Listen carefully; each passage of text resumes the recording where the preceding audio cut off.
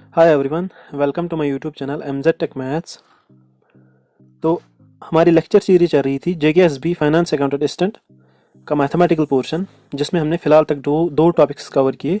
आज हम एक नया टॉपिक स्टार्ट करने वाले हैं, दैट इज़ सेट्स। ओके, तो क्या होते हैं सेट्स? सेट्स की डेफिनेशन समझने से पहले हमें दो चीज़ें समझनी होगी। कलेक्शन, एक सिंपल कलेक्शन किसे कहेंगे हम, और सेट किसे कहेंगे हम। ये जो दो चीज़ें यहाँ पर दिख रहे हैं, कलेक्शन और सेट, ये दो डिफरेंट चीज़ें हैं, इन दोनों में एक डिफरेंस है। ओके, तो डेफिनेशन अगर हम देखेंगे सेट की, it's a well defined collection of objects, a well defined collection of objects. Okay, for example मैं आपको बता देता हूँ, a set of teachers, it is a set, ये एक सेट है। A set of planets in our solar system, ये भी एक सेट है। Set of stars in our galaxy, ये भी एक सेट है। ये तीनों, ये चारों एक्चुअली, ये चारों सेट्स है, और इनको हम कलेक्शन भी कह सकते हैं। इन चारों को जो मैंने यहाँ पर दी, set of natural number, set of teacher, set of planets and set of stars in our galaxy, ये चारों जो है ये सेट्स भी बनाते हैं, और इनको हम नॉर्मल कलेक्शन भी कहते हैं। अब फ़र्क क्या है सेट और कलेक्शन में वो आप यहाँ पर देख सकते हैं। अगर हम डेफिनेशन देखेंगे, मैंने यहाँ पर एक वर्ड हाईलाइट किया है, वेल डिफाइंड। अगर ये हमें वेल डिफाइंड वर्ड समझ आया ना, तो हमें डिफरेंस पता चल सकती है एक सेट में और एक नॉर्मल कलेक्शन में। ओके, तो चलिए देखते हैं वेल डिफाइंड किसे कहेंगे हम।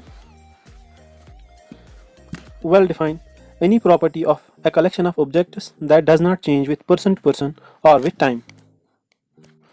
वो प्रॉपर्टी एक कलेक्शन की, वो खासियत एक कलेक्शन की जो पर्सन टू पर्सन चेंज ना होती हो, या टाइम के साथ वो चेंज नहीं होगी। पर्सन टू पर्सन मीन्स मेरे पॉइंट ऑफ व्यू से वो प्रॉपर्टी अगर एक होगी तो दूसरे के पॉइंट ऑफ व्यू से भी वो सेम होनी चाहिए, वो चेंज नहीं होनी चाहिए। अगर ऐसी प्रॉपर्टी होगी एक कलेक्शन की, तब हम उसको कहेंगे ये जो कलेक्शन है ये वेल डिफाइंड कलेक्शन है। अगर ऐसी प्रॉपर्टी उसके रिलेटेड होगी, उस कलेक्शन के रिलेटेड ऐसी प्रॉपर्टी होगी जो चेंज नहीं होगी पर्सन टू पर्सन, या फिर चेंज नहीं होगी विथ रेस्पेक्ट टू टाइम, तो उस प्रॉपर्टी को, उस खासियत को हम तब कहेंगे it's a well defined collection. और जब वेल डिफाइंड कलेक्शन बन जाती है, वेल डिफाइंड कलेक्शन बन जाती है, उसी को हम सेट कहते हैं।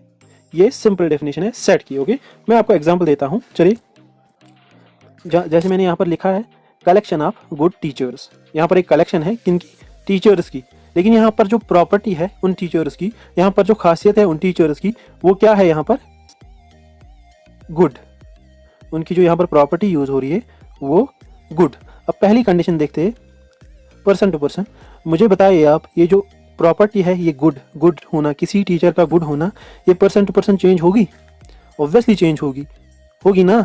कोई टीचर आपके पॉइंट ऑफ व्यू से गुड हो सकता है, मेरे पॉइंट ऑफ व्यू से बैड हो सकता है, क्योंकि मुझे अगर उसका समझ नहीं आया तो मैं तो उसको बैड टीचर ही कहूँगा ना। सपोज मैं आपको यहाँ पर पढ़ा रहा हूँ, अगर आपको मेरा जो वीडियो में मेरा जो लेक्चर समझ नहीं आया तो आप कहेंगे ना it's he is a bad teacher, या अगर आपको समझ आया तो आप कहेंगे ये गुड टीचर है। तो दैट मीन्स ये जो टीचर का गुड होना है, ये जो इसकी प्रॉपर्टी है, ये पर्सन टू पर्सन चेंज हो सकती है, ये सेम नहीं रहेगी यूनिवर्सली। ओके, और टाइम भी यहाँ पर एक फैक्टर है ना।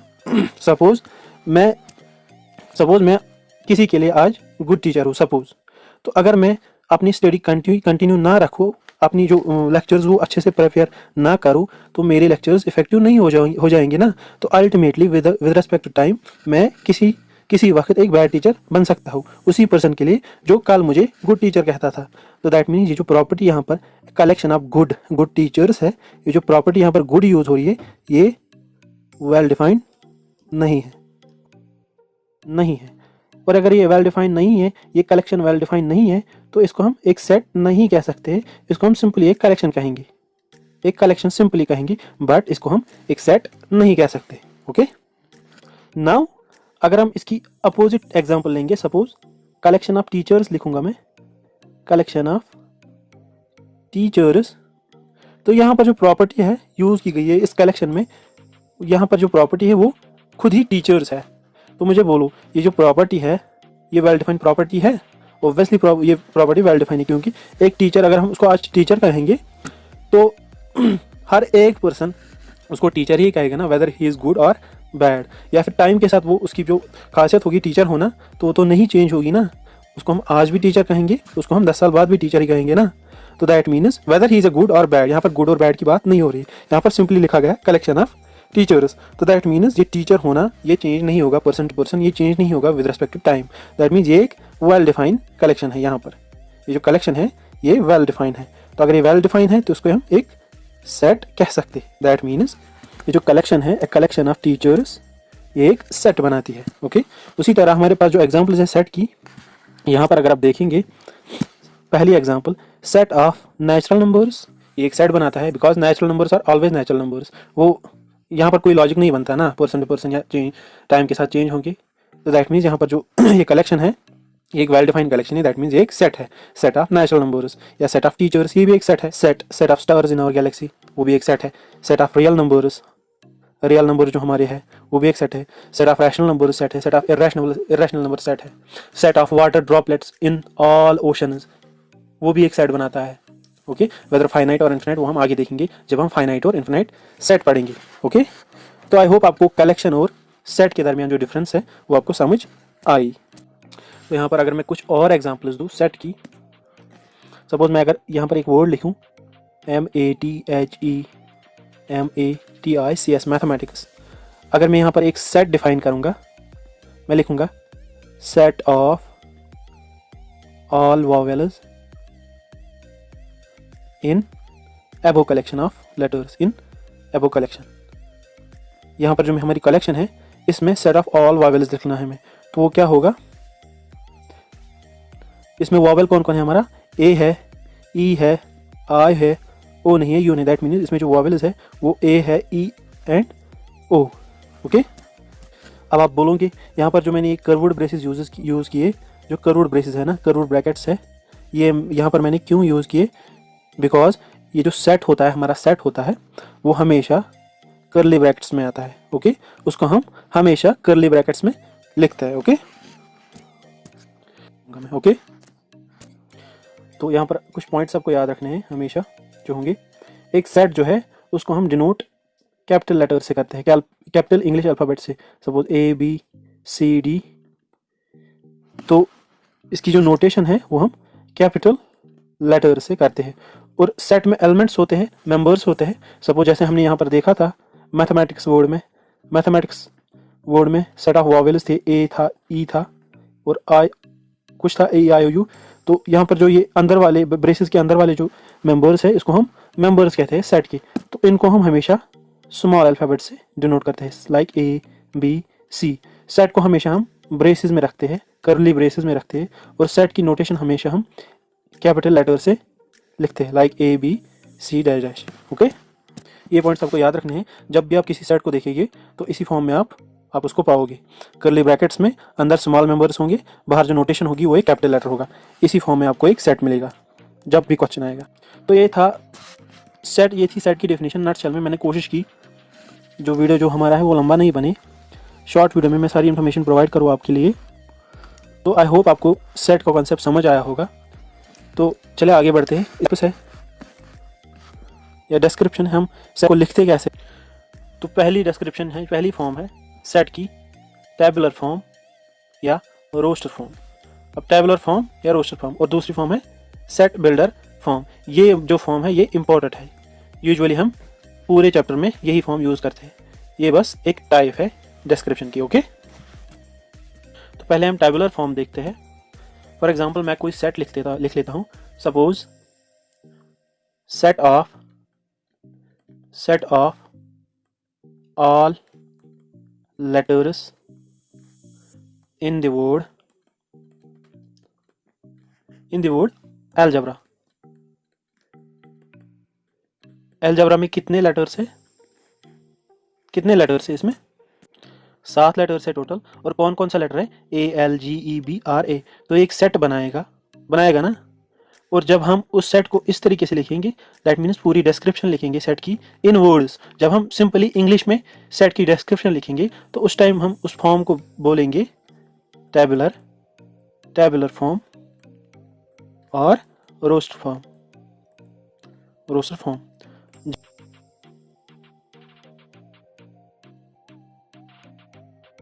यहाँ पर set of all letters in the word algebra.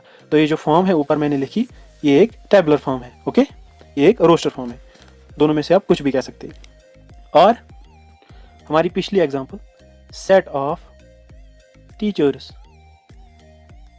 अगर हम इस तरीके से मैं लिखूंगा तो ये एक टेबुलर फॉर्म है। सेट ऑफ रियल नंबर से रियल नंबर्स, अगर हम इस तरीके से लिखूंगा मैं तो ये एक टेबुलर फॉर्म है, ये एक रोस्टर फॉर्म है। Okay, now most important form sets में which is set builder form. मैं आपको समझा देता हूं। जैसे मैंने अभी लिखा, जो हमारी पहली वाली टेबुलर फॉर्म थी, set of all natural numbers less than 7। ये मैंने सेट की डिस्क्रिप्शन लिखी ना, तो इस डिस्क्रिप्शन में हम समझ सकते हैं इस सेट में कौन कौन एलिमेंट आएगा, इस सेट में कौन कौन मेंबर आएगा और कितने मेंबर्स आएंगे। इससे हमें पता चलेगा, क्योंकि मैंने ये जो इन्फॉर्मेशन दी सेट की वो मैंने टेबुलर फॉर्म में दी। लेकिन अगर मैं इसी को सेट बिल्डर फॉर्म में दूं, सेट बिल्डर फॉर्म में लिखूं, तो मैं कैसे लिखूंगा? मैं लिखूंगा, अगर मैं सेट को एस से डिनोट करूं, हमेशा कैपिटल लेटर से डिनोट करना है, और सेट को हमें ब्रेसेस में लिखना है। ओके, ब्रेसेस में लिखना है ना। बट यहाँ पहले मैंने यहाँ पर क्या यूज़ किया, मैंने वर्ड्स यूज़ किए ना, सिंपली एक टेबुलर फॉर्म यूज़ की। मगर यहाँ पर मैंने सेट बिल्डर फॉर्म यूज़ करनी है ना, सेट बिल्डर फॉर्म यूज़ करनी। तो मैं कैसे लिखूंगा? मैं लिखूंगा एस, इसमें एलिमेंट्स होंगे लाइक एक्स, एक्स के जैसे इसमें एलिमेंट होंगे। एक्स क्या है? एक्स हमारा एक नेचुरल नंबर होना चाहिए। X should be a natural number. ये जो मैंने ये वर्ड लिखा, इसको कहते हैं, ये एक ग्रीक लेटर है, एप्सिलॉन इसको कहते हैं, एप्सिलॉन इसे कहते हैं। और ये किसके लिए यूज होता है? ये बिलोंग्स टू और इज ए मेंबर ऑफ, ये इसके लिए यूज होता है। तो मैंने यहाँ पर लिखा ना, X belongs to natural numbers, that means set of natural numbers. तो यहाँ पर इसकी मीनिंग है, ये जो एक्स है हमारा, ये एक नेचुरल नंबर होना चाहिए। तो जैसे कि हमने देखा, set of all natural number, सबसे पहली कंडीशन नेचुरल नंबर होना चाहिए। तो मैं लिखूंगा सेट बिल्डर फॉर्म में, एक्स हमारा कोई मेंबर होगा इसमें, सच दैट एक्स एक नेचुरल नंबर होगा। और क्या होगा दूसरी कंडीशन? एक्स लेस देन 7 होगा। एक्स जो होगा वो हमारा लेस देन 7। तो दैट मीन्स, अगर मैं लिखूंगा set of all natural numbers less than 7, तो मैं सेट को इस तरीके से लिख सकता हूँ, सेट बिल्डर फॉर्म में, एक्स, इसमें कोई मेंबर एक्स होगा, सच दैट एक्स क्या होगा?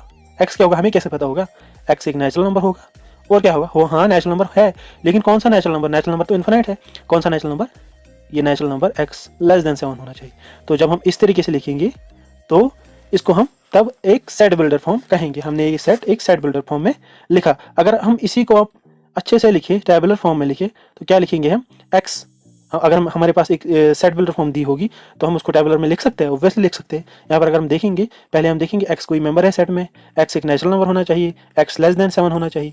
ओके, तो पहली बार एक्स नेचुरल नंबर होना चाहिए, दूसरी बार एक्स लेस देन 7 होना चाहिए। हमें पता है लेस देन 7, सॉरी यहाँ पर लेस देन है, लेस देन 7, लेस देन 7 अगर हमें पता है कौन कौन सा है, 6 है, 5 है, 4 है, 3 है, 2 एंड 1 है। दैट मीन्स ये जो ये वाले नेचुरल नंबर्स होंगे, यही है ना लेस देन 7, और ये नेचुरल नंबर्स भी है, ये इस सेट में आएंगे। दैट मीन्स इसमें इस सेट में जो मेंबर्स होंगे 1 2 3 4 5 एंड 6 होने चाहिए। अगर यहाँ पर less than and equal to होता, less than and equal, that means ऐसे less than and equal to होता, x less than and equal to 7 होता, तो यहाँ पर 7 भी इस सेट में इंक्लूड होता ना। ओके, तो ये इस सेट की उस टाइम टेबुलर फॉर्म बन जाती और ये इसकी रोस्टर फॉर्म बन जाती। ओके, या फिर मैं अगर एक और एग्जांपल दूँ आपको, सपोज ये हमारे पास कोई सेट है, सेट में एक्स कोई मेंबर है, और एक्स क्या है? एक्स हमारा एक रैशनल नंबर है। रैशनल नंबर को हम क्यों से डिनोट करते हैं? ओके, रैशनल नंबर है। कौन सा रैशनल नंबर? वो रैशनल नंबर जो 3 से छोटा होगा, सॉरी 3 से छोटा होगा और 1 से बड़ा होगा, या फिर 2 से बड़ा होगा। हमारे पास एक सेट है, कोई सेट है ए, उसमें मेंबर्स एक्स है और एक्स एक रैशनल नंबर है। कौन सा रैशनल नंबर? वो रैशनल नंबर जो 3 से छोटा होगा बट 2 से बड़ा होगा। अगर हम देख सकते हैं, यहाँ पर नंबर लाइन ड्रॉ करेंगे हम, यहाँ पर 2 आएगा, यहाँ पर 3 आएगा, तो मुझे बोले 2 से बड़ा होना चाहिए, 3 से छोटा होना चाहिए। तो इस रेंज में जो रैशनल नंबर्स आएंगे वो सारे इस सेट में आएंगे। मगर मुझे आप बता दीजिए 2 और 3 के दरमियान कितने रैशनल नंबर्स हैं? इन्फिनिट रैशनल नंबर्स है ना, हम उनको गिन नहीं सकते, लातादाद रैशनल नंबर्स है। तो आप कहेंगे भाई इसमें तो इन्फिनिट रैशनल नंबर्स है, उनको हम लिख नहीं सकते, कितनों को लिखेंगे? हमारी तो पूरी उम्र बीत जाएगी लिखते लिखते। तो उस टाइम हम इस सेट को डायरेक्ट लिखेंगे, भाई एक इन्फिनिट सेट है, इसको हम ऐसे लिख नहीं सकते। ओके, ये एक इन्फिनिट सेट है। या फिर हम इस तरीके से लिखेंगे इन्फिनिट को, भाई ये एक इन्फिनिट सेट है, हम इसको नहीं लिखेंगे।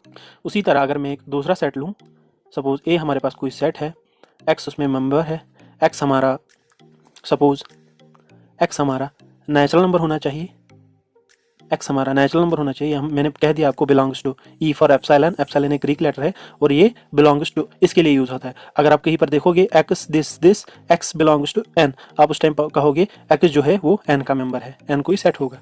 ओके, आप उस टाइम ये पढ़ोगे। तो सेट की ये डेफिनेशन है, सेट में एक्स मेंबर्स है, एक्स कोई मेंबर है। कौन सा एक्स? एक नेचुरल नंबर एक्स है, वो एक नेचुरल नंबर है। ओके, कौन सा नेचुरल नंबर?